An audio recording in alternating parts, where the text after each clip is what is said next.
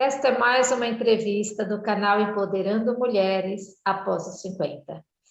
Nosso canal tem, por missão, por vocação, trazer aqui histórias de mulheres que, de alguma forma, têm uma história de superação na vida e que possam contar aqui para a gente como foi essa trajetória. Então, no canal tem diversas entrevistas, você que está nos acompanhando agora, se não é inscrito no canal, se inscreva, se puder, tiver um tempinho aí, dê uma olhada nas entrevistas que tem no canal, cada segunda-feira tem uma história diferente.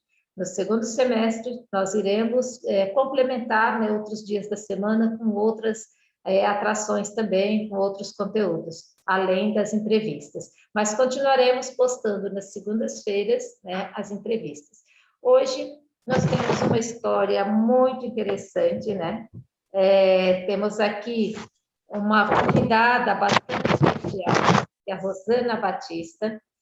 Ela é uma advogada, e tem uma história que daqui a pouco todo mundo vai ficar sabendo e acompanhando toda essa trajetória dela.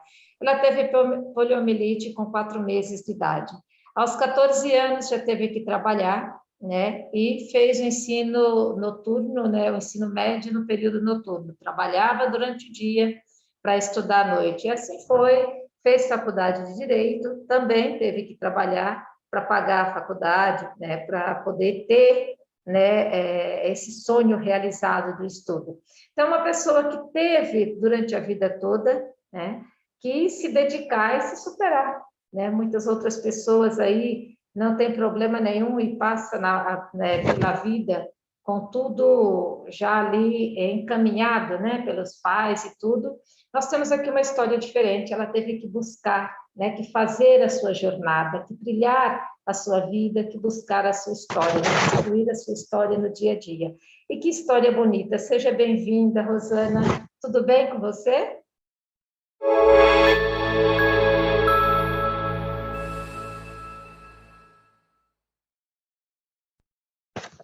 Oi, boa noite, Maria. Obrigada pelo convite. Estou muito feliz de poder participar do canal e contribuir de alguma maneira com a minha história. E vai ser uma conversa muito gostosa, tenho certeza. Então, eu também tenho certeza, quero agradecer que você aceitou, vir aqui para a gente bater esse papo. Eu queria que você contasse um pouquinho para a gente sobre... eu falar é uma coisa, você contar a história que você viveu, contar um pouco dessa trajetória aí, tem uma outra veracidade. Então, queremos te ouvir. Então, eu sou filha caçula de Dona Terezinha, que tem 4 filhos. Minha mãe é de Itapeva, e meu pai é de Itaoca, na divisa com o Paraná, aqui na região do Vale do Ribeira, depois de Apiaí, perto de Eldorado, a cidade onde uma figura muito conhecida do brasileiro também é, E as pessoas me falam, nossa, você é lá de perto. Eu falei, não me culpe. Você é só de perto, né? Tá bom. Eu falei, o lugar é bom, por favor. E assim, meu pai e minha mãe foram morar no lado paranaense porque lá tinha uma mineradora, uma mineradora chamada Plumbo. Essa mineradora, ela criou estruturas no local, vilas, escolas, clubes, e as pessoas foram para aquele lugar para trabalhar. O meu pai tinha uma pequena propriedade, mas também trabalhava nessa mineradora, uma mineradora de ouro, prata e chumbo. Esse local depois ficou constatado que ele causou muito mal para as pessoas, porque não se trabalhava com IPI na época e uma série de problemas, dessa natureza. Essa mesma mineradora também tinha uma mina no estado da Bahia, na cidade onde Caetano Veloso nasceu. E lá teve um problema seríssimo, com muitas mortes por câncer. E o meu pai foi uma das mortes com câncer, ele morreu aos 39 anos. Olha. E então a minha mãe ficou sozinha, né, lá nesse lugar. Você O está meu irmão mais falando velho da tinha cidade de Adrianópolis, é isso? Adrianópolis. Na Ah, verdade, é um divisa distrito de São Paulo com Adrianópolis. Paraná. Isso, é um distrito de Adrianópolis, né? Ele é um Sim, pouco para frente da cidade ainda, né? entendi. Pouco não, 18 quilômetros, na verdade. Uhum. Então, meu irmão mais velho tinha 9 anos, minha irmã 8, meu irmão do meio 5 e eu tinha 1 ano e meio. E aí, assim que meu pai falece, né? Um mês depois, a mamãe não estava em casa, porque ela estava em Curitiba, tratando dos documentos, da morte, pensão por morte, essas coisas, né? E enquanto ela não estava, eu fiquei com meu avô e minha tia, eu fiquei doente. E então eu tive pólio. E eu tinha, na verdade, 1 ano e meio, 14 meses, né? Mais ou menos. Mais, 18 meses, na verdade. Como eu já era uma criança, não era tão pequenininha, né? Já andava, tal. A sequela não foi tão grave quanto normalmente a gente via, né? Aham, é. Via. Então, eu tenho uma dificuldade de mobilidade, mas não é tão grave, né? Eu tenho uma limitação pequena até, né? Se a Uhum. gente for olhar um grau de limitação, é até uma limitação pequena, mas sim, tenho limitações, né? Escada, Sim, por exemplo, eu subo um degrau de cada vez. Eu não consigo, entendi. eu subo os 2 pés no mesmo degrau, né? Eu não consigo, como as pessoas normais conseguem, ordinárias, como eu falo, as pessoas ordinárias conseguem subir um degrau de cada vez. E você Mas, enfim, precisa usar, por exemplo, apoio para ficar na mesma altura? Precisa pôr salto, um mais alto que o outro? não, Fazer isso? Não? não, não, eu fiquei com uma diferença, né? Mas de tamanho das pernas, eu fiquei com uma pequena diferença, mas eu não preciso desse. Ah, Eu tá. precisaria, Resolveu. na verdade, usar palmilha tal, mas aí, por conta da nossa situação, a gente não tinha dinheiro, a gente ficava a 100 quilômetros de Curitiba, né? Então, quando a minha mãe podia, ela ia comprar uma botinha ortopédica, mas não era, né? A gente não tinha uma condição para se tratar Ah, essa recuperação da polio, né? Então ela fez o que ela pôde, né? Mas então teria outros tratamentos, tal, mas a gente fez aquilo, ela fez o que era possível fazer. Então é. assim eu não uso um sapato com diferença de salto, mas eu tenho uma diferença, né? Tenho diferença na marcha, tal. E assim, durante a infância, a criança que tem assim, a criança que tem deficiência, ela não sabe que tem deficiência, né? Eu nunca É, soube que eu tinha deficiência. isso é Eu verdade. só soube porque um dia alguém me disse, né? Porque se eu corria e caía, eu achava que eu caía porque eu tinha tropeçado. Eu levantava, né? E a mamãe tinha muito cuidado também. Ela não deixava brincar na rua, correr, porque o médico alertou que se eu tivesse muitas fraturas ficaria pior a situação, né? Então, eu Certo, não poderia correr, eu não podia correr esse risco de ter fraturas, tal. certo. Então, ela limitou bastante esse tipo de coisa. Mas eu não sabia, a gente não sabe, a gente fica sabendo porque as pessoas nos dizem, então a referência é externa, E é né? E também, especulação, né? Os outros é, e a especulam partir, aí que você vai tomar consciência, né? mas isso é bem de cedo também, né? Porque as crianças, elas têm curiosidade e elas vão falar, né? O que você tem na perna? Essa pergunta, o que você tem na perna, é uma pergunta que eu ouvi a vida toda, né? Agora não mais porque eu estou velha, porque agora todo mundo também tem problema na perna, também que mistura. Tá Mas durante a certo. infância, não é? Durante a É. infância, era infância e adolescência e juventude, né? O que você tem na perna? O que aconteceu? Então, isso era diário, né? Mas aí também, como é que o mundo te vê, a gente só entende a partir do próprio mundo também, né?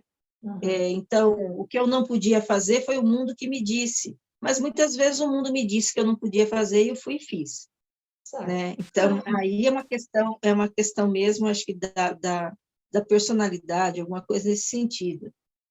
Mas é muito difícil, sim, né? Então, quando a gente fala de minorias, né? Quando a gente fala de todas as minorias e da desigualdade que cada minoria sofre, a gente tem que ter assim, muita cautela e muita empatia com as pessoas, porque realmente é difícil, né? Não raro as pessoas usam do próprio privilégio, né, para se impor sobre as minorias, né? De diversas formas. Eu vou te dar um exemplo, que você vai achar absurdo, eu também, às vezes eu parava e falava, nossa, que absurdo. Né? No fórum, né, quando a gente fazia protocolo físico, né, então tinha uma janelinha onde a gente ia com os documentos para fazer protocolo. Então, muitas vezes eu entrava no fórum e ia na direção. Né? Muitos advogados que entravam atrás de mim, eles corriam na minha frente. Nossa! Sim, eles Via que corriam você na minha estava indo frente. e acelerava. Aí você fala, mas eles não sabiam que você é advogada. Não, assim, muitos que me conheciam sabiam que eu era advogada assim, né? Fiquei 30 anos advogando, então muita gente me conhecia, me conhece, né? Mas é porque, né? A pessoa usa do privilégio que ela tem, ué. Se ele acha que ele não tem culpa se eu não posso chegar antes, né? Então, ele corre, ele chega na frente, azar o meu, não é? Que absurdo! Então, quando a gente fala de privilégios, né? Quando a gente fala de privilégios, são essas coisas, e elas são diárias, né? E elas parecem pequenas para quem faz, né? Mas é grande para quem está na situação. Então, eu imagino, aí eu tenho que falar que imagino, que com as outras minorias é terrível também, né? Então, com os negros, com os indígenas, né? Com todos esses grupos sociais que têm essas desvantagens dentro da sociedade. Eu vou parar, porque senão eu fico falando, e daí a Mas gente... você tocou num ponto muito interessante, né? Porque a gente fala muito de inclusão, fala muito em auxiliar, mas quando se faz qualquer manifesto, qualquer documento, né, nunca pergunta para quem, para a minoria o que é que ela quer, né? Sempre vem do grupo que quer impor para aquela minoria o que eles acham que é bom, mas não vem do contrário, né? Não vai lá ouvir o que eles necessitam, o que a minoria precisa para daí ser implantado.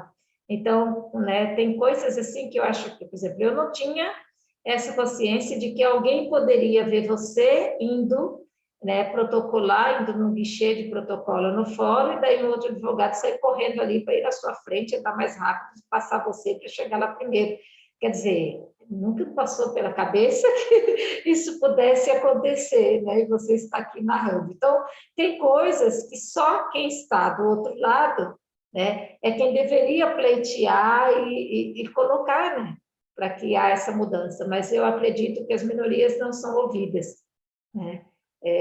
Pelo menos o que eu percebo, porque o que eu percebo sempre que nós fizemos trabalho de inclusão foi pensado por quem não precisa para quem precisa, para quem tem a necessidade, né? É verdade. E abordagens também, né? Abordagens, por exemplo, assim, várias vezes... na verdade, eu nunca fui ativista de pessoa com deficiência, né? Eu trabalhei muito tempo na Comissão de Direitos Humanos da OAB, eu participava da comissão, então lá a gente cuidava de todas as minorias. Então, eu sempre tive essa visão do amplo, né? De todas as minorias. Né? Então, assim, mas cada grupo tem suas estratégias, tem seu movimento, seu ativismo e tal, né? Mas assim, é inevitável também que eu acompanhe coisas, né, dos movimentos de pessoas com deficiência, né? E uma das coisas também que eu também vou te contar e você vai olhar de outra forma. Muitas vezes você vê campanhas contra acidente de trânsito, né, do governo federal, normalmente do governo federal, o estadual normalmente não faz esse tipo de campanha, né, em que mostra uma pessoa sofrendo acidente, daí a pessoa já numa cadeira de roda ou tal, e aí vem aquela fala de não faça isso, porque não fique nessa situação. Então, assim, vamos explicar isso, né? Por que é inapropriado esse tipo de campanha? Né? E a gente vê até entidades que cuidam da pessoa com deficiência, a gente já viu esse tipo de coisa, né? Então, assim, Ah, mas você está dizendo que a pessoa deve sofrer acidente e gostar e achar bacana? Não, não é isso que eu estou dizendo. O que eu estou dizendo é, você tem que ter o cuidado com a pessoa de que, a partir do... Sim, ela deve evitar o acidente. Ninguém quer se machucar, ninguém quer sofrer, ninguém quer sentir dor, ninguém quer mudar de situação, de estado físico. Eu também não quero. Se você me perguntar hoje, você quer perder um braço? Eu vou falar para você, óbvio que eu não quero. Não. Né? Então, ninguém quer, isso é um fato.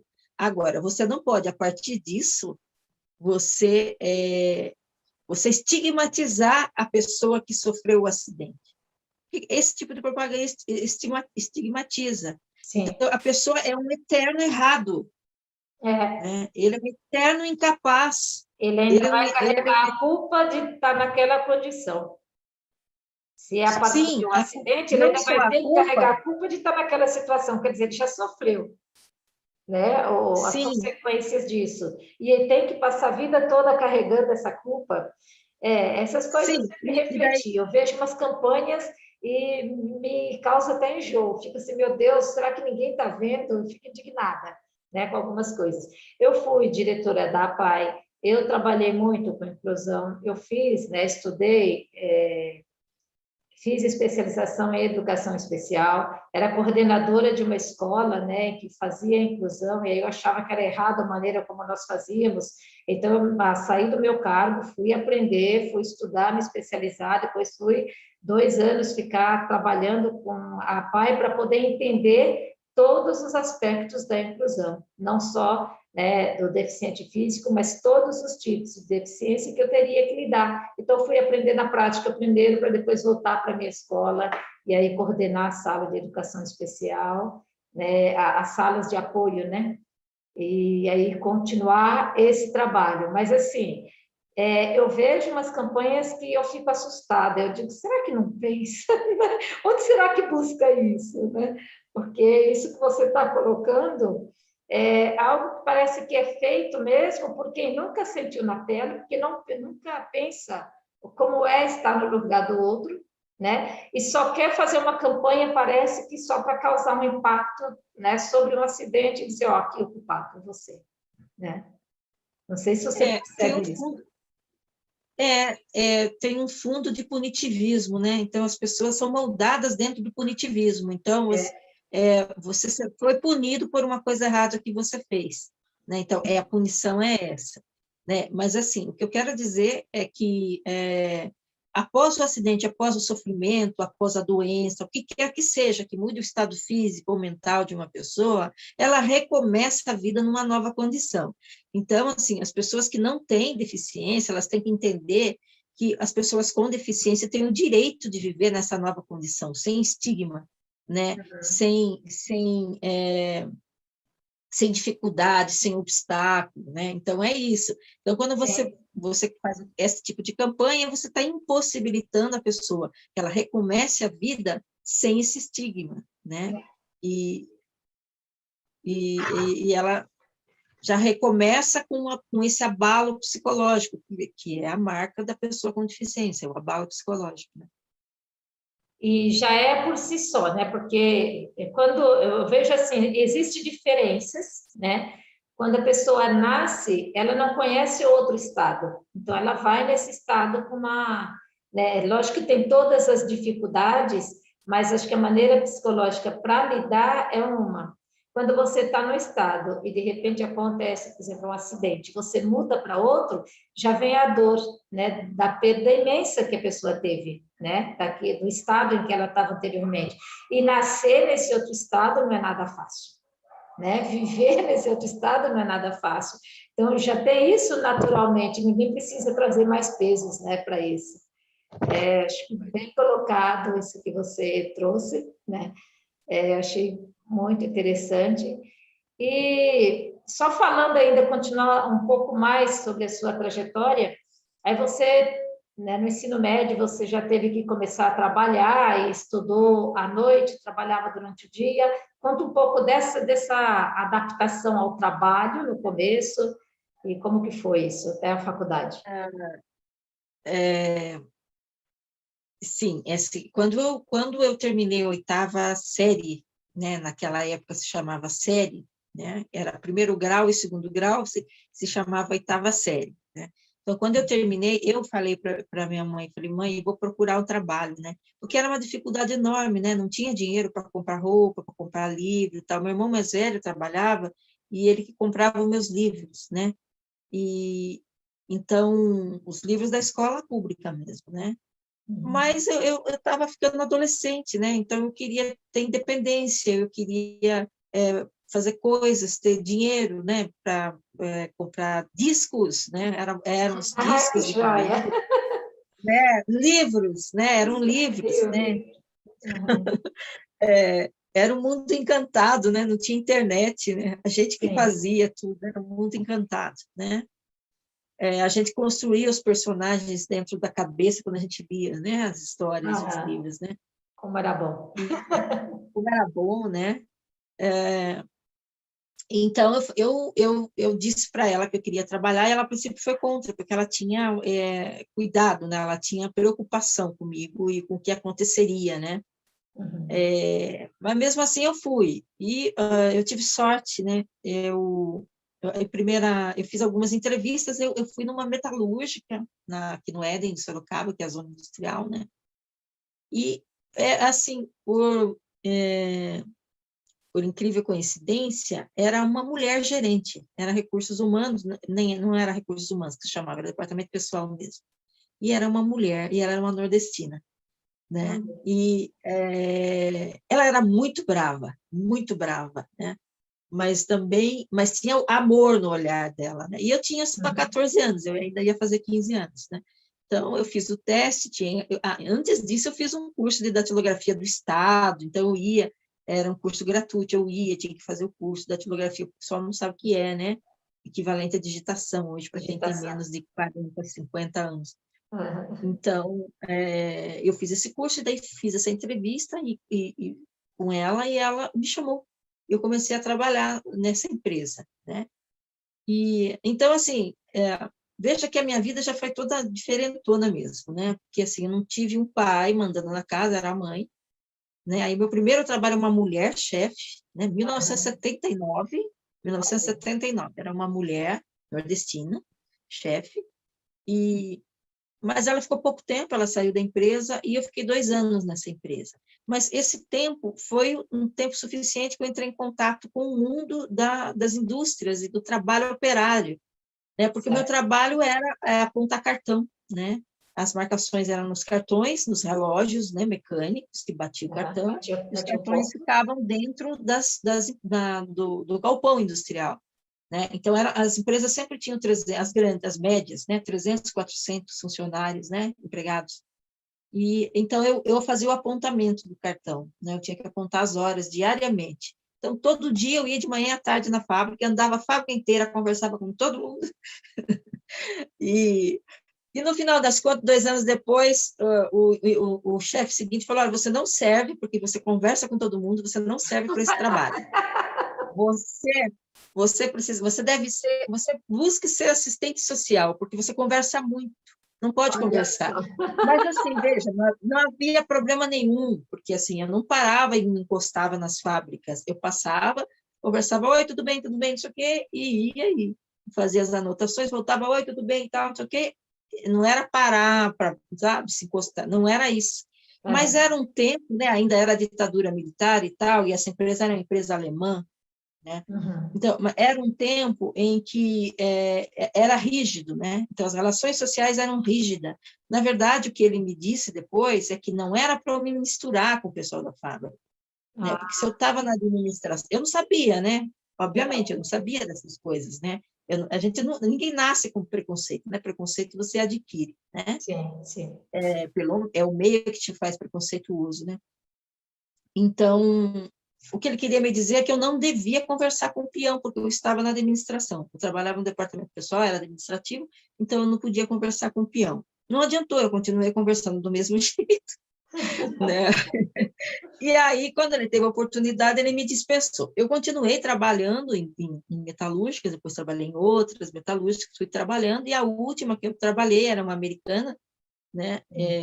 Ela era muito boa, muito organizada, e nessa eu trabalhei e paguei a faculdade, né? E daí aí eu concluí a faculdade de Direito, mas sempre trabalhando com o departamento pessoal em recursos humanos, né? Então, e por aí também eu me interessei por direito do trabalho, e por aí também eu entrei em contato com liderança sindical, eu comecei a entender o que era o sindicalismo, eu comecei a entender como é que a política funcionava, né? Qual era o papel do sindicalismo na organização da sociedade, né? O que representava dentro dos movimentos políticos. Então, eu peguei grandes greves nesse período, né? As grandes greves mesmo que pararam em Sorocaba, dos metalúrgicos. Então, eu vi isso acontecer, né? Então, eu presenciei esse fato histórico, a ascensão do Lula, tal, né? Então, tudo isso foi me fazendo, foi me moldando, né? Foi me ensinando como era o mundo. Então, eu aprendi ali na prática, né? Então, quando eu fui estudar, eu já tinha tendência a gostar mais de direito de trabalho e tal, e acabei ficando nessa área mesmo, de trabalho, direito civil, nunca trabalhei em outras áreas. Depois, né, conforme o tempo foi passando, que o meu interesse por política foi aumentando, porque eu me apaixonei por direito constitucional, né, que é a espinha dorsal da política, né, assim, dentro da área de direito. E aí eu comecei a gostar de política e comecei a acompanhar de longe, mas sempre gostei muito, e sempre acompanhei de longe. Olha só, você falou duas coisas interessantes, né? O preconceito, ele é formado, né? Você não nasce com preconceito. As pessoas que te despertam, né, para que você não faça isso, é que você percebe que existe algo ali por trás, né, daquela proibição, né? Acho que são coisas importantes aí para a gente pensar, né? Outra coisa que você me colocou da sua história, já se repetiu isso umas 3 vezes, né? Me falaram para não fazer, mas eu fui lá e fiz, né? Que é essa determinação, ninguém te segura, né? Se você quer fazer, você vai lá e faz, né? Não era para eu trabalhar, mas eu queria, fui trabalhar para poder estudar. Então, várias coisas aí que mostram, né? Essa vontade sua, né? De construir mesmo o seu caminho dentro daquilo que você estava buscando. Agora, a pergunta é, o direito veio depois que você foi trabalhar no departamento pessoal e começou a entender isso, ou como que ele surgiu, né? Qual foi né, o primeiro momento que você entendeu, nossa, eu posso fazer direito, é por aqui que eu quero ir?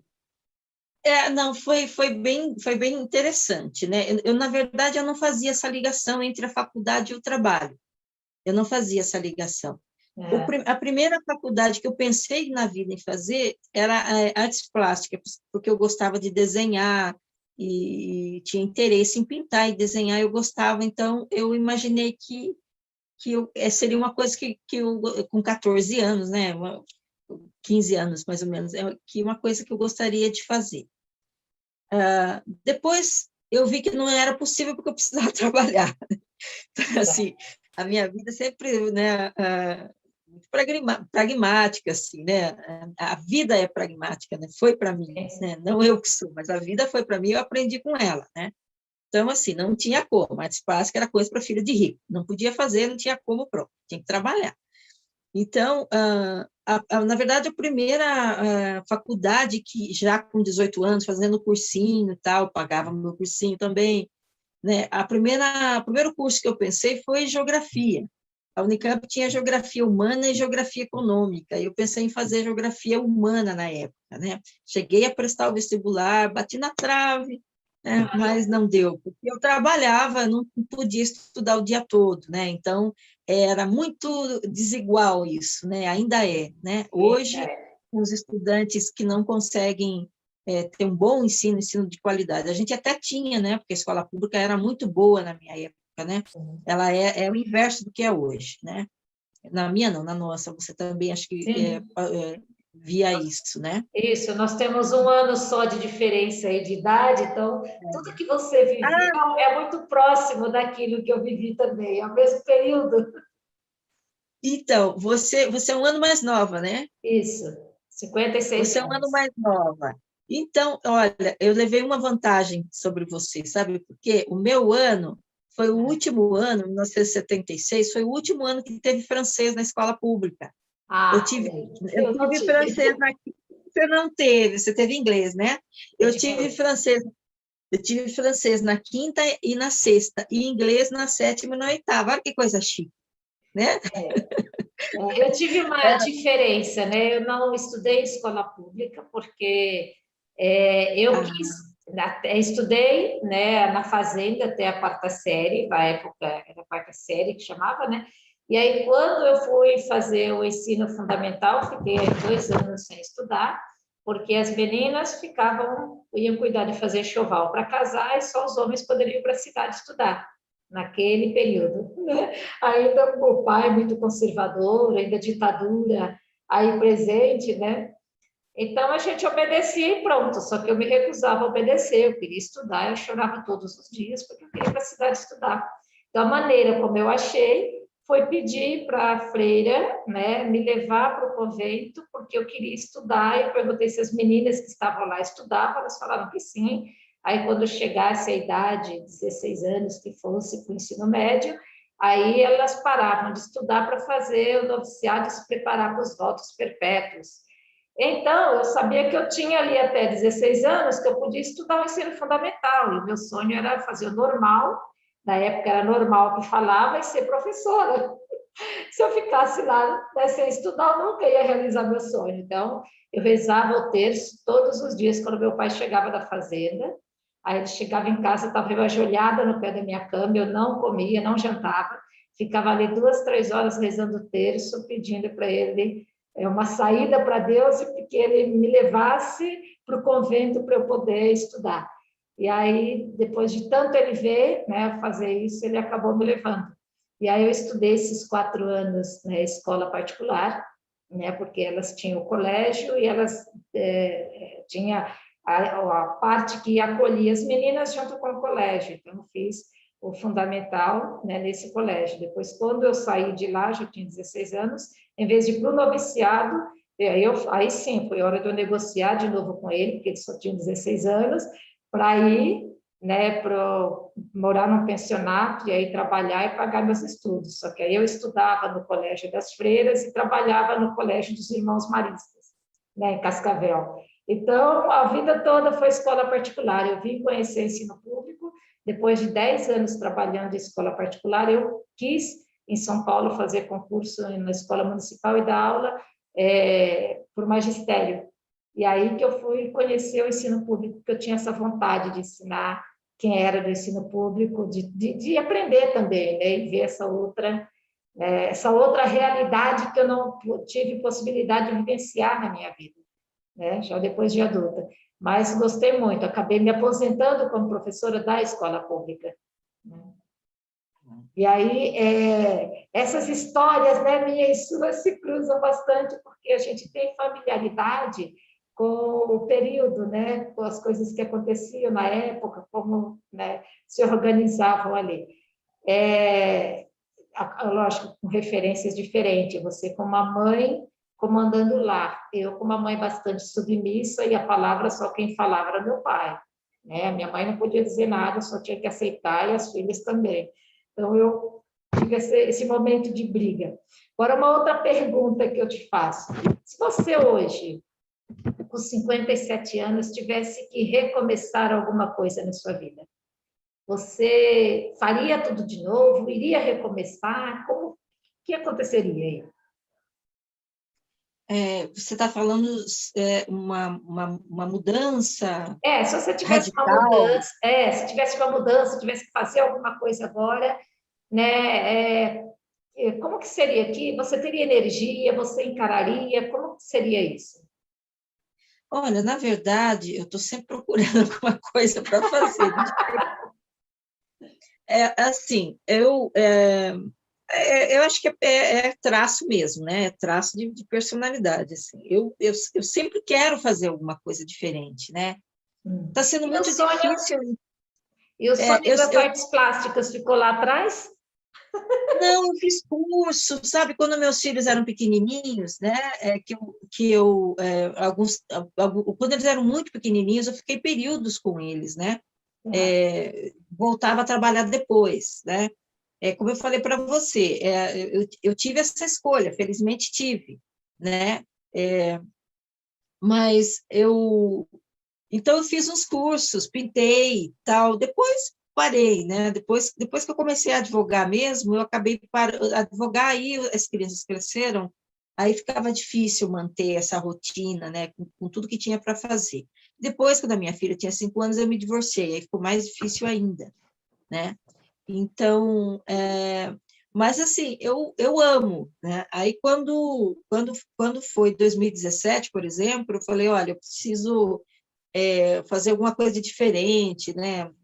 Daí fui e abri uma MEI, né? Então eu tenho uma MEI e estou mexendo com essa MEI, né? Estou tentando estruturar essa MEI desde então. Aí veio pandemia, veio crise econômica, tal. Então ficou meio que parado isso, né? Meio que parou. Mas eu estou sempre buscando alguma coisa. Então, e a última foi a filiação ao partido em 2019, né? Ah, é recente, então. Então, 2019 é bem recente, bem recente. Então, assim, de fato, eu não tenho intenção de parar. Eu até sou lenta, assim, eu gosto de fazer as coisas devagar, tal, mas eu não gosto de ficar fazendo a mesma coisa o tempo todo. Eu advoguei 30 anos, eu acredito que é porque a advocacia é uma coisa intensa, né? E muito desafiadora, né? E não é o mesmo assunto, a mesma questão, as mesmas circunstâncias sempre, isso muda muito e tal, então é muito desafiador.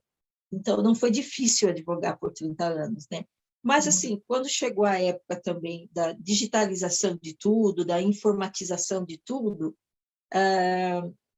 eu me desgostei um pouco, né? Porque, assim, a informatização da justiça, ela tirou o trabalho que era do servidor e transferiu para o advogado.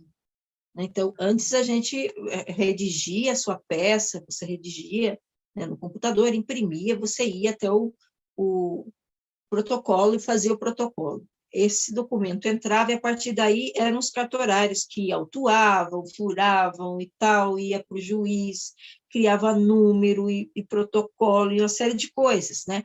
A gente só voltava a ter contato com esse processo quando saía a primeira publicação do processo, né? Então, um mês depois, 2 meses depois, 3, dependendo, né? Agora, com a informatização, é o advogado que faz tudo. Então, você escreve a peça, você digitaliza a peça, né? Aí você vai, entra no sistema da justiça, você cadastra a sua peça, você cadastra os documentos, né? Você cadastra o nome das partes, o seu, da parte contrária, endereço, tudo, tudo, tudo, tudo o que o cartório antes fazia, agora é o advogado que faz. Então, assim, isso é cansativo para quem tem 30 anos de advocacia, sabe? Até porque, Então, assim, eu enquanto amo. você deixa de estudar um caso e resolver para ficar protocolando coisa, correndo atrás de coisa que não está dentro da área que Técnica. você sentiria Questão, produtiva fazendo, né? na verdade, é questão operacional técnica, né? Porque não é direito. Então, a gente não gasta, fica perdendo tempo. Isso quando o sistema funciona. Isso quando o sistema está no ar.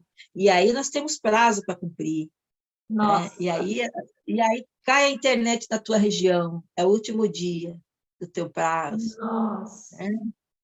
Né? Então, assim, não que não acontecesse, né? Esses contratempos antes, sempre aconteceram.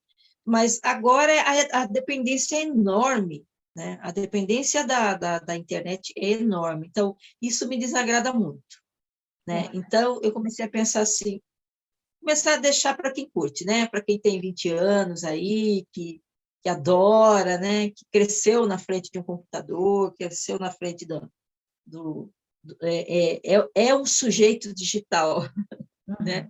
É um ser digital. Eu não sou um ser digital, né? Eu gosto gosto como instrumento, né? De participar de rede social e uso rede social e tal, mas não gosto dessa dependência. Não acho positiva essa dependência, não. Entendi. Eu Podia acho ser que menos. até para quem, na verdade, quer, né, se sentir produtivo dentro do seu trabalho, cuidar dessa parte técnica que está fora, que você não escolheu, né, trabalhar com isso, na verdade, foge um pouco, né, da sua busca. E pelo que eu vi até agora, você se entrega, né? Quando você vai, você quer realmente fazer acontecer, né? Pelo que eu sentia até agora da sua história. Quando você estava, né, advogando, né, no fórum, teve alguma situação que para você achou que não precisaria acontecer, ou você se sentiu sempre o tempo todo bem acolhida? Olha, para te dizer a verdade, nunca aconteceu nada assim desagradável, especialmente desagradável, vamos dizer assim. Nunca aconteceu. Os contratempos que aconteceram com outros advogados também. Né? Muito pelo contrário até, eu sempre tive um ótimo relacionamento com os colegas, com juízes, com promotores, eu nunca tive problema. Porque eu sempre tive uma postura de respeito com as pessoas, né? Que aí é uma questão de educação familiar mesmo, essa coisa de antiga, né? E essa coisa de interior que a gente tem, né? De hierarquia rígida, né? Papai é papai, filho é filho, né? Então a gente tem uma noção de hierarquia muito, muito, muito sedimentada, né? Então eu nunca tive problema, né? Apesar de eu ter muito certo aquilo que eu estava defendendo e muito segura do que eu estava fazendo sempre, né? Eu sou segura, isso na questão profissional, né? Acho que eu depositei toda a insegurança da minha vida pessoal, né? Eu reverti insegurança na minha vida profissional. Então, eu sempre fui muito segura na minha vida profissional, mas também sempre muito, muito dentro de um caminho pré-determinado, né? Eu não peguei atalhos, né? Então, eu não criei histórias, eu não peguei atalhos, eu sempre trabalhei muito dentro daquilo que era previsível, né? E sempre buscando muito conhecimento técnico também. Então, muitas vezes os advogados têm dificuldade, pasme, isso é verdade, muitas vezes o advogado tem dificuldade porque ele não gosta de ler, ele não gosta de estudar. Olha só. Né? Então, quando aparecia um problema para mim, mesmo que eu nunca tivesse feito aquele tipo de ação, né?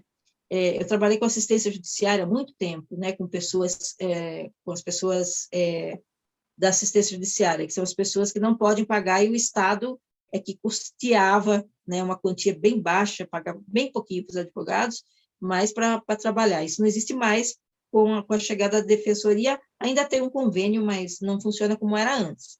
Então, eu trabalhei 18 anos com assistência judiciária, só com pessoas pobres, né? Então, assim, a pessoa, quando ela é de uma classe que já tem dificuldades, né?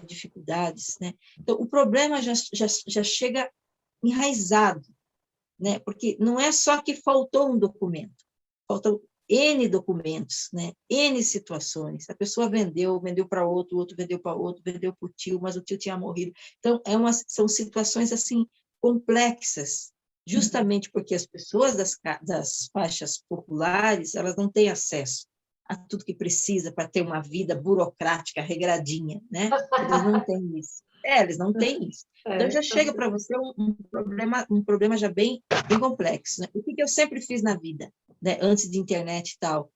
Se era uma coisa que eu tinha um livro, eu ia e comprava mais 2 ou 3. Então, eu estudava inteirinho o problema antes de começar a desenvolver aquilo, né? Então, foi essa maneira que eu trabalhei, os 30 anos de advocacia, foi dessa maneira, estudando muito, né? Então, assim, com muito cuidado, com muita atenção nessa parte técnica, né? Mas sem atropelos, também sem me lançar em grandes questões, né, duvidosas, né, porque aí você tem um outro lado, questões que envolvem muito dinheiro, são outras questões. Então, mas eu sempre fui ali, sempre trabalhei com pobre, eu sempre trabalhei com peão de fábrica, com trabalhador, com operário, e segui assim na advocacia. Né? Assistência judiciária, na verdade, é isso também. Sempre trabalhei com as pessoas mais pobres. Era a minha vocação, era o meu meio, né, não tinha muita diferença de classe social com eles, então, para mim, não tinha dificuldade.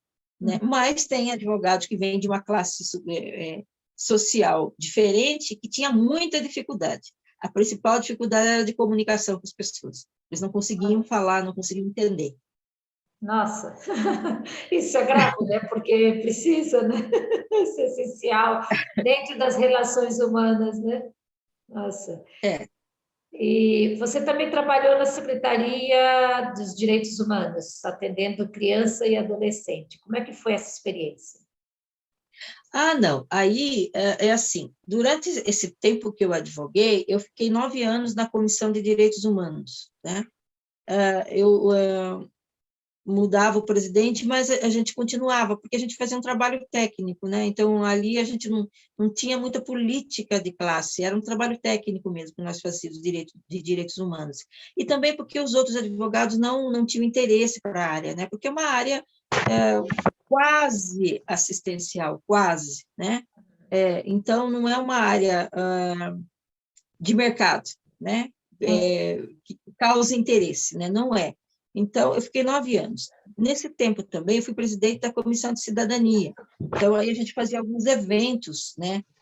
O OAB vai à escola, a gente fazia palestra com as crianças sobre diversos assuntos, né? Sobre ECA, quando era ensino médio, sobre direito de família, assuntos que a gente fazia uma pesquisa prévia, o que as crianças queriam saber, né, tanto no fundamental como no médio, e daí fazia esse evento dentro do interesse das crianças.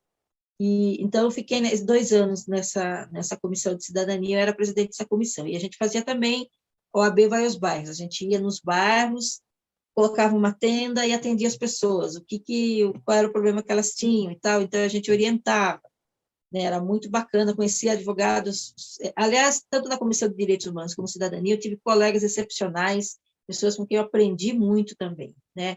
Aprendi quase tudo com eles. E aí também atuando, aí eu fui o presidente da OAB, na época, o doutor Antônio Carlos Delgado, perguntou se eu queria representar a OAB no Conselho da Criança e Adolescente de Sorocaba, que a OAB tinha uma cadeira no conselho, né? Então, eu fui.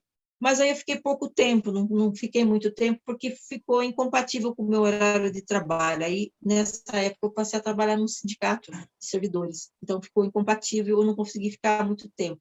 Mas fiquei um tempo lá, foi muito bom também.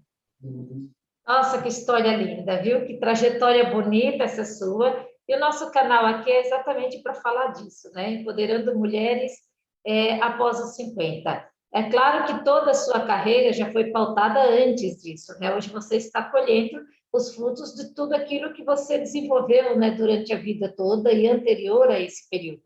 Mas chegar aos 50 anos fez alguma diferença para você? Teve alguma coisa que deu uma virada ou que agora se entendeu algumas coisas que antes não era tão possível? Como é que foi isso? Olha, o que eu observei em mim mesma, além das rugas, Não, rugas são detalhes. esse, esse é o maior susto, né? A gente vai vivendo a vida tranquila, alegre, sai com os amigos, bebe cerveja, come porçãozinha e volta e volta para casa e tal. Um dia você olha no espelho e vê uma pessoa de 57 anos na sua frente, né? Então, esse é um choque. Quem é jovem precisa saber disso. A gente toma assim, esse susto. Isso é inevitável, a gente toma esse susto. Né? Mesmo que você faça procedimento de muito tempo, né? Até fiz alguns, mas nada muito, né? Assim, né? E também não dura, né? Tem que ficar fazendo sempre.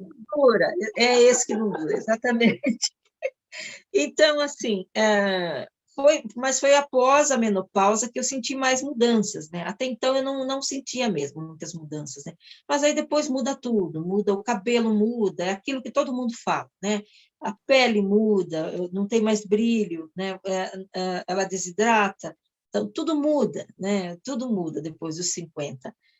Mas mesmo assim, eu vivo ainda num mundo paralelo, entendeu? A minha mente aí tem por volta agora, acho que dos 30 anos, entendeu? Acho, não tenho muita certeza não, mas a minha mente está por volta disso, dos 30 anos. Então, assim, eu sempre gostei muito, por exemplo, de assistir desenhos animados com meus filhos. Então, até eles... E eles gostavam, porque eu ficava assistindo com eles, então eles chegaram uns 20 anos assistindo desenhos animados e eu ia junto com eles, né? Então, a gente tem essa coisa, né? O videogame também, ficava junto com eles um pouquinho. Então, só que daí teve uma época que não dava para acompanhar mais, né? Depois veio cinema e séries. Então, hoje são as séries. Então, a gente fala, mãe, tem uma série assim, assim, assim, assim, vamos assistir, vamos. Pipoca, Né? Então, pipoca e série. é.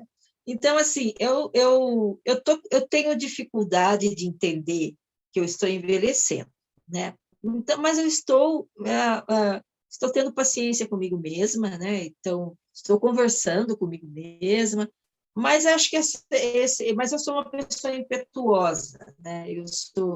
Se você fosse astróloga, eu ia te dizer que eu sou de Áries, né? Que isso explicaria alguma coisa. Mas você não é, então eu não vou dizer para você que eu sou de Áries.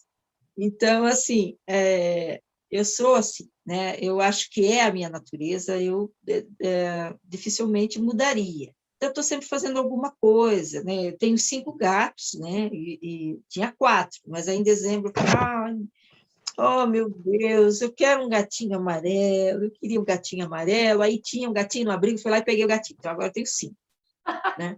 Então, e... Mas, assim, eu acho que eu não consigo parar, né? Eu não consigo, eu vou estar sempre buscando alguma coisa. Eu amo aprender, né? Eu amo aprender.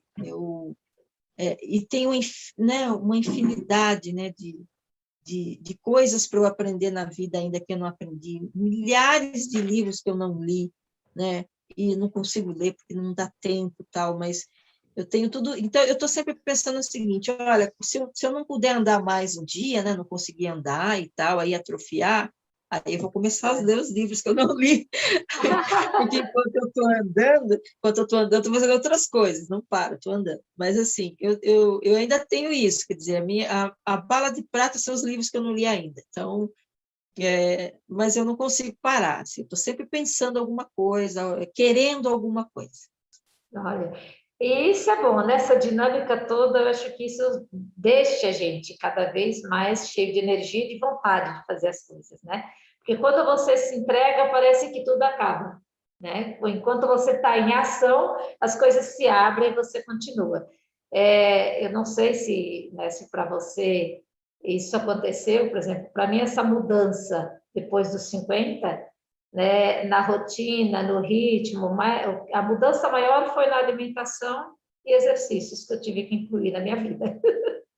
Fora isso, né, as outras coisas eu faço o que eu fiz a vida toda, mas eu tive que acrescentar, né, a alimentação com qualidade e exercícios, isso eu tive. A sua rotina mudou alguma coisa? Você trouxe alguma coisa para a sua rotina, na idade que você está agora, que você antes não tinha preocupação? Olha, eu não mudei nada, absolutamente nada. A não ser porque há 3 anos eu fumava, e há 3 anos atrás eu parei de fumar. Então, o que aconteceu? Eu mudei o meu hábito alimentar, porque o fumante, quando ele para de fumar, muda mesmo, não tem como manter. Porque enquanto você é fumante, você não tem fome, então você come muito pouco, É. né? E aí eu parei de fumar e já tinha parado outras vezes na minha vida e voltado e tal, né? E no fim, né, por coincidência, depois veio uma pandemia, né, justamente que ataca o sistema respiratório, né? Uma coisa, muito uma coincidência isso, né? E então eu passei a comer muito, muito, muito. Aí, quando começou 2020, eu falei, bom, já se passaram 6 meses que eu parei de fumar, porque eu parei, né, 6 meses, não, um ano, parei em 2018, né? Já se passaram um ano, já se passou um ano. Então, agora eu vou reduzir a quantidade de comida que eu estou comendo, porque eu nunca fui muito gordinha, sempre fui muito magra mesmo, né?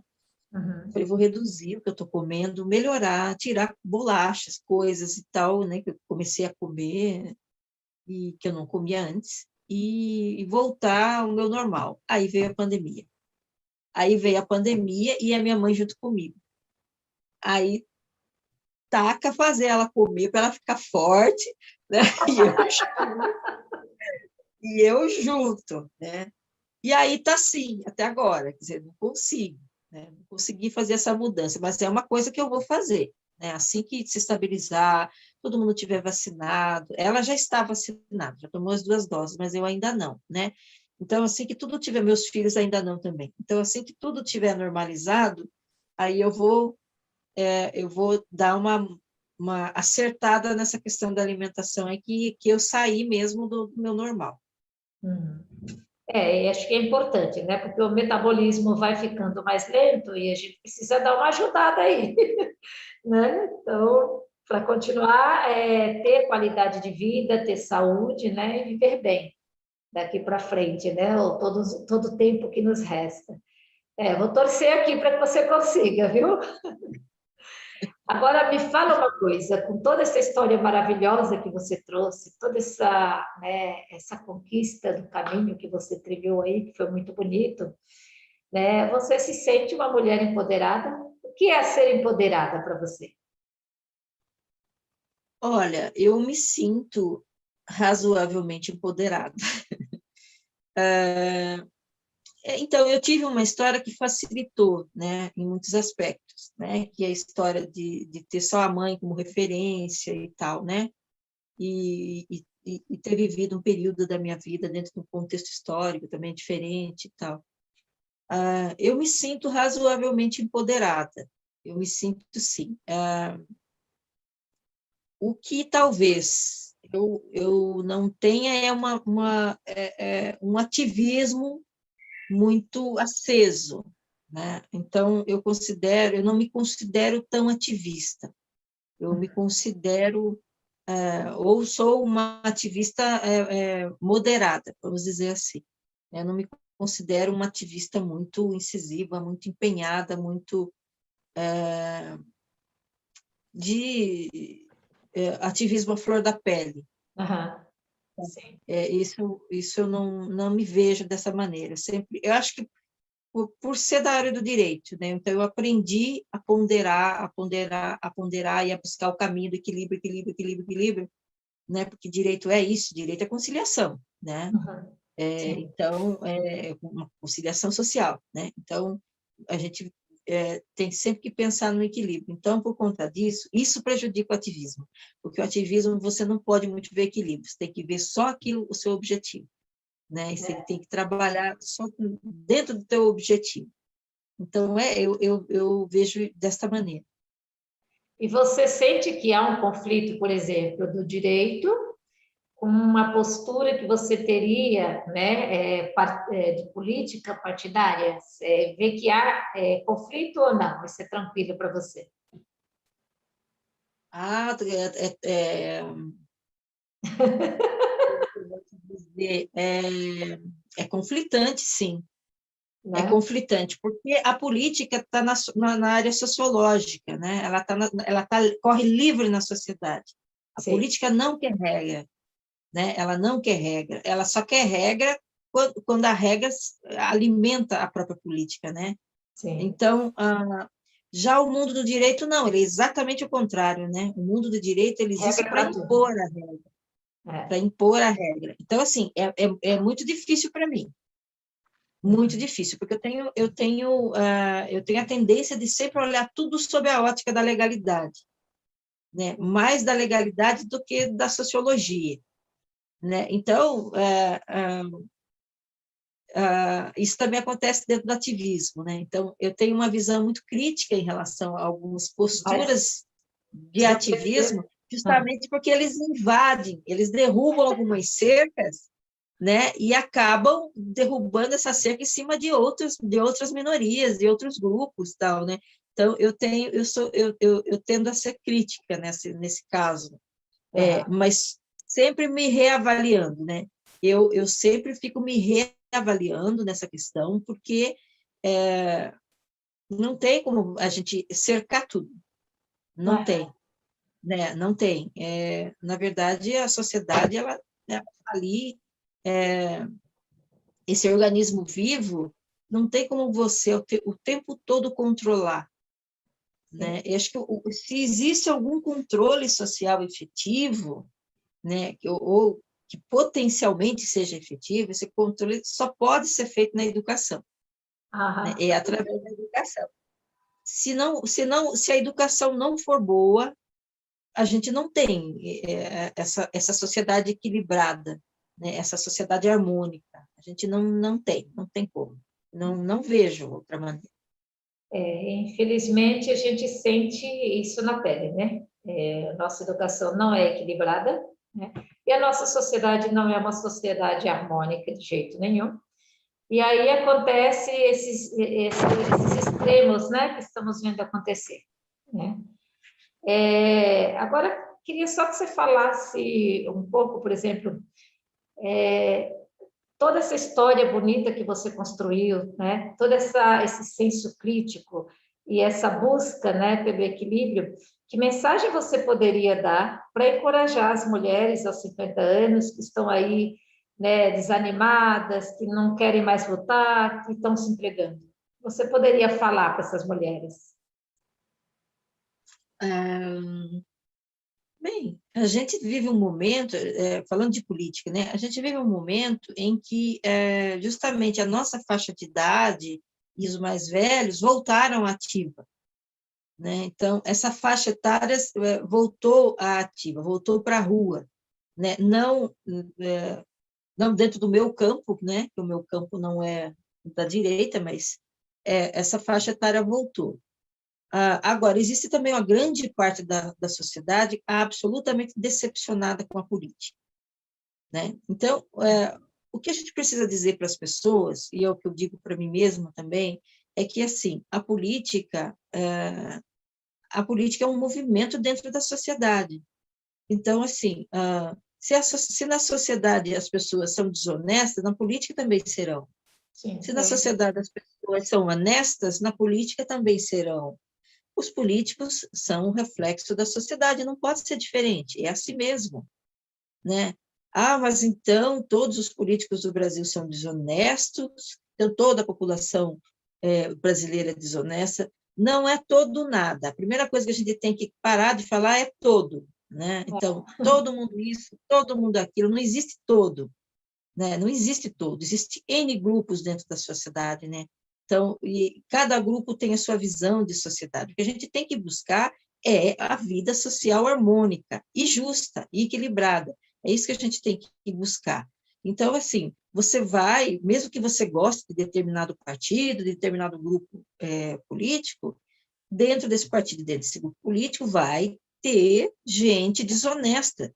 Então, você tem que entender que aquilo ali não é uma confraria de anjos, aquilo ali é uma reunião de pessoas comuns, e as pessoas comuns têm defeitos, né?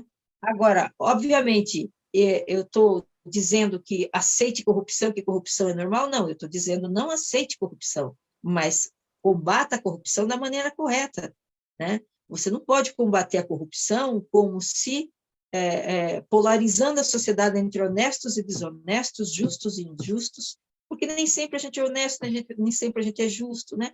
As pessoas alternam, né, essas qualidades e esses defeitos em algumas circunstâncias. Então, o que a gente tem que ter em mente é o seguinte: a política é necessária, né? É necessária, porque, obviamente, o poder do Estado é muito grande e ele vai mudar a vida das pessoas. Então, se você não se interessa e não participa da política, você está deixando esse poder na mão de outras pessoas. E depois não adianta reclamar, né? Agora, você participa e mesmo assim não está bom, continue participando, porque é esse o jogo, não tem o que fazer. Desistir não vai resolver absolutamente nada o problema, né? Mas eu estou cansada porque nada muda. Não adianta cansar. Cansar também não vai mudar em nada a situação, né? Você pode deixar de se interessar e ter outras atividades, tudo bem, né? Mas se você tem interesse por política, e se a pessoa tem um senso crítico, é porque ela tem interesse. Se ela está desanimada, é porque ela tem um senso crítico, né? Mas se ela tem esse senso crítico, ela tem algum interesse. Se ela tem algum interesse, participe da Associação de Amigos e Bairros, né? Participe de alguma ONG, participe de alguma atividade dentro da sociedade e participe de partido político, né? Eles estão fechados, eles têm um método centenário, né? Os partidos políticos.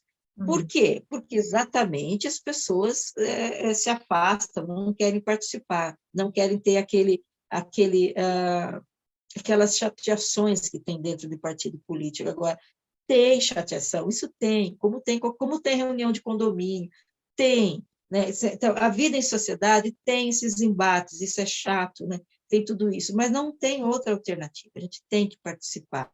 E no caso da mulher, não sei se você já ia falar disso para mim, no caso da mulher é um absurdo, né? Porque no Brasil a gente tem só 12% dos cargos políticos ocupados por mulheres, né? Não que seja muito diferente no mundo, a gente viu que, né, o mundo todo fez uma festa com a Kamala, com a vice-presidente do Biden, né? Kamala, ficou o sobrenome dela? Esqueci o sobrenome dela. Também não lembro o sobrenome dela, não. Mas primeiro nome. Então, o mundo todo fez uma festa, porque é a primeira vez que tem uma vice-presidente dos Estados Unidos. Então, veja, gente, 2021 é a primeira vez que os Estados Unidos, a nação mais rica e mais poderosa do mundo, tem uma mulher na vice-presidência. A vice, não é nem na presidência, nós já tivemos outro presidente, derrubaram, mas nós tivemos, né? Pois é uma questão geral, né? A gente sabe disso, né? Mas, sim, veja, a nossa obrigação é reverter a nossa obrigação, não sei se é obrigação, mas a nossa missão, vamos dizer assim, é reverter essa situação.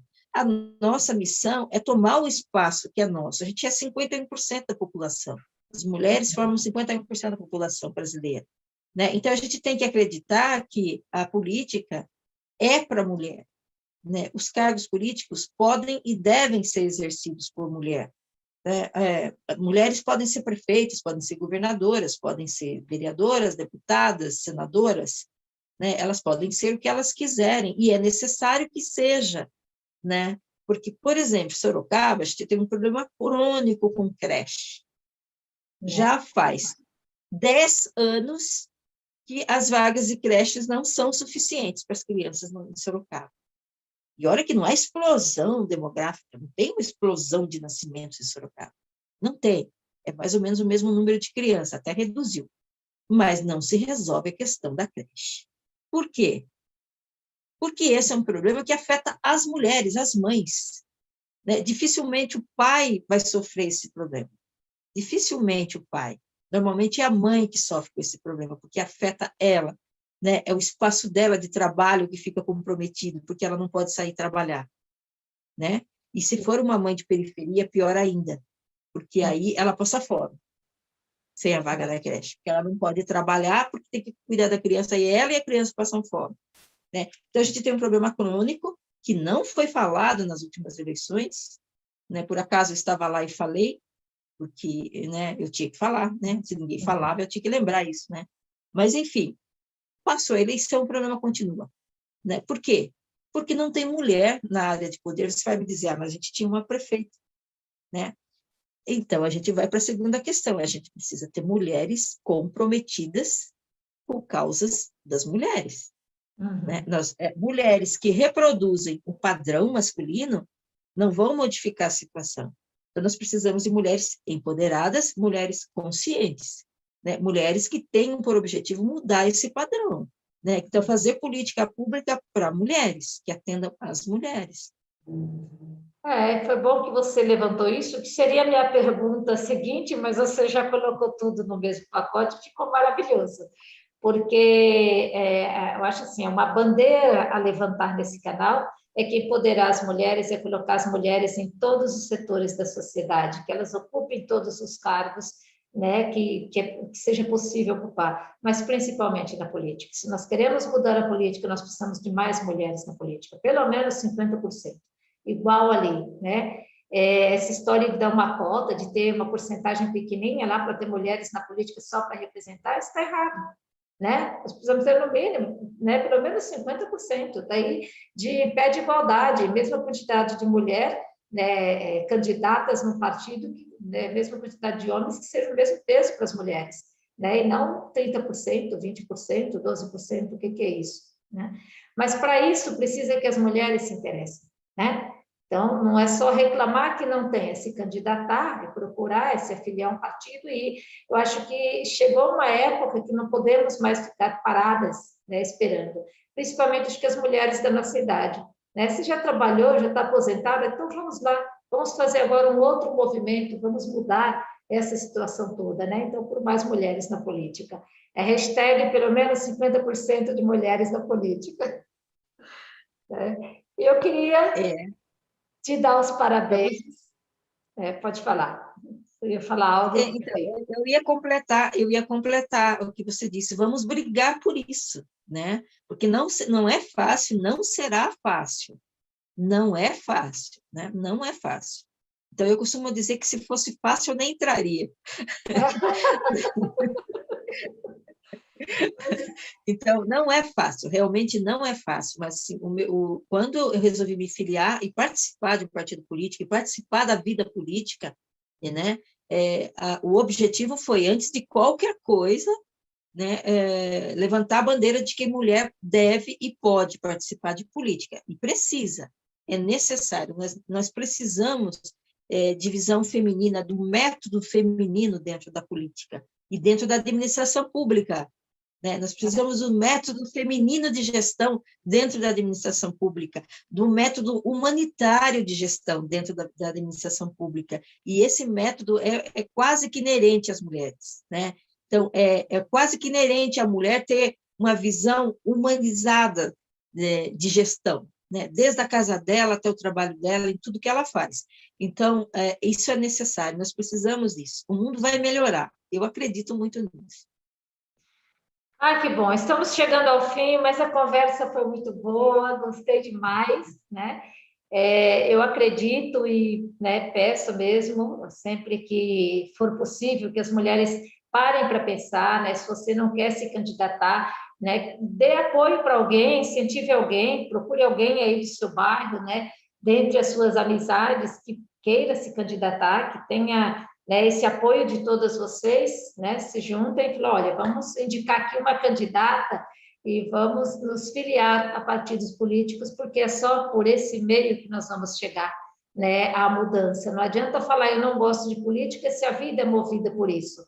Nós sofremos as consequências, então chega de abaixar a cabeça, né, e ficar deixando só que os homens comandem a política. Está na hora das mulheres virarem o jogo e também entrar nessa campanha, né? 50% de mulheres aí, né, em cada partido político, prestar a luta justa aí de igual para igual, né? Eu queria te agradecer, né? Chegamos aqui ao final e muito obrigada, né, Rosana? Foi um bate-papo maravilhoso. Eu acho que é importante a gente ter mulheres como você com essa visão e com essa crítica, né, perante a sociedade, que possa trazer isso para contribuir, né, para o crescimento, né, acho que o crescimento do equilíbrio do nosso meio social, né? Isso é muito importante e dentro da política, com certeza. Então, eu quero te agradecer muito, né? Muito obrigada por ter vindo, só que eu queria que, antes de você se despedir, que você falasse das suas redes sociais, onde que as pessoas podem, né, saber sobre você ou acompanhar o que você diz. Olha, eu tenho Instagram e Twitter, mas não uso muito, sabe? Não dá tempo de entrar em Instagram e Twitter, né? Eu entro de vez em quando. Eu uso mais o Facebook. Então, o Facebook está Rosana Batista com 2 T's, 2, Romano. Porque é o meu segundo perfil, que o primeiro eu perdi. Rosana Então, Batista 2. 2. Então, o que eu uso mais é o Facebook, no momento, né? Que tem páginas e tal, então é esse que eu uso mais. O Instagram não é esse nome, é Rosana, mas não é esse nome, é o nome do e-mail, eu não vou saber te dizer, sabe? Mas eu não uso muito. E o Mas Twitter o também não Facebook uso. já dá para as pessoas te encontrarem, né? E, na verdade, as pessoas da nossa idade usam muito mais Facebook do que o Instagram. Eu fui começar a usar Instagram nesses 3 últimos anos por causa da curadoria artística, e aí eu precisava encontrar os artistas jovens também pelo Instagram, então tive que ir. Mas apanhei um pouquinho, né? Eu encontro e uso muito mais também o Facebook, e onde eu encontro as pessoas da nossa idade, a maior parte está lá no Facebook também, né? Então, então já lá vocês já conseguem encontrar, então, Rosana Batista com 2 T, né, 2 em romano, né? Isso. Então, Rosana, eu quero aqui agradecer todos os que nos acompanharam. Se você quiser aqui se despedir do pessoal. Olha, eu quero agradecer muito o seu convite e dizer que eu amei, foi maravilhoso, eu já imaginava que seria. Eu gostei muito de conversar com você. Eu acho extremamente importante esse canal, né, porque a gente pode alavancar outras mulheres com mais de 50 anos e que, nesse momento, não tem um horizonte, né, ou não tem perspectiva de fazer algumas coisas. Então, eu acredito que tudo que você gostar de fazer, você deve fazer. Então, se você gosta de política, faça política. Se você gosta de fazer crochê, faça crochê. Se você gosta de viajar, viaje. Se você gosta de cuidar dos seus netos, cuide. Faça o que você quiser fazer. Eu sou uma feminista. A mulher faz o que ela quer fazer, né? A mulher faz o que ela precisa fazer para ser feliz, o que ela quer fazer, né? Então, não há regras, né? A regra é a gente ser feliz. Então, meus parabéns pelo canal e eu que agradeço muito o convite. Um abraço para todo mundo. Então, muito obrigada. Um beijo para você. E um beijo a todos vocês. Se gostaram dessa entrevista, compartilhe, chame as amigas para ver, convide outras mulheres, né? Se inscreva no nosso canal, se você ainda não é inscrita. E até a próxima entrevista.